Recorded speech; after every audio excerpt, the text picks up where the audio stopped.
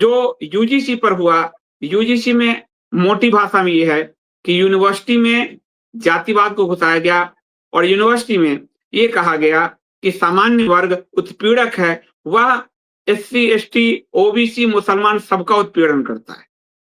मुस्लिम जो देश पर 800 साल शासन किए, उसका भी वो उत्पीड़न ब्राह्मण और राजपूतों ने ही किया है और दलित का भी किया है और ओबीसी का भी।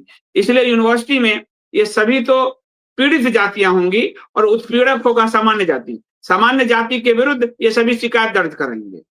सामान्य जाति का अगर ये लोग दूसरे वर्ग वाले एससी, एसटी, ओबीसी, मुस्लिम अगर सामान्य जाति का उत्पीड़न करते हैं तो सामान्य जाति शिकायत दर्ज नहीं करा सकता, सीधी बात है।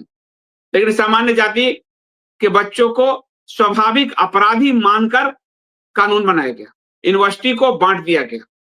हम कभी हॉस्टल में विभाजन हमने नहीं देखे जातियों में, लेकिन वो नरेंद्र मोदी की सरकार ने किया।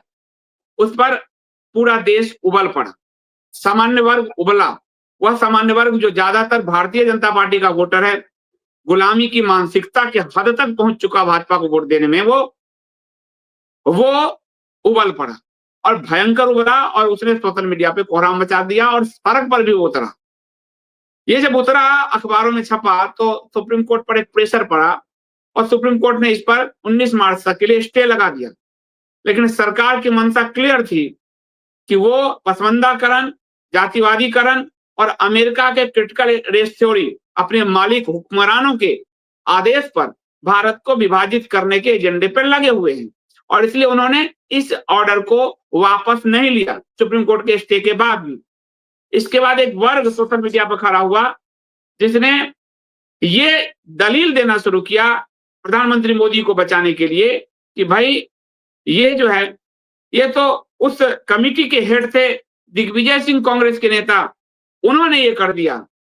फिर दूसरा दल उठा, कहा शिक्षा मंत्री भूपेंद्र यादव को लात मारी है मोदी जी, ये खड़ा हो गया। यानी मोदी को बचाओ और ठीकरा दिग्विजय सिंह पर फोड़ो और ठीकरा भूपेंद्र यादव पे फोड़ो। मोदी जी ने भूपेंद्र यादव को अभी तक नहीं हटाया, तो क्लियर हो गया मोदी जी करवा रहे हैं। दिग्विजय सिंह यदि 12 साल 15 साल आपकी सत्ता में रहते हुए भी दिग्विजय सिंह अपनी कानून बनवा रहे हैं, तो आप सत्ता से उतर जाइए, इस्तीफा देकर भागिए। आप उस लायक नहीं है कि आप सत्ता चला सकें।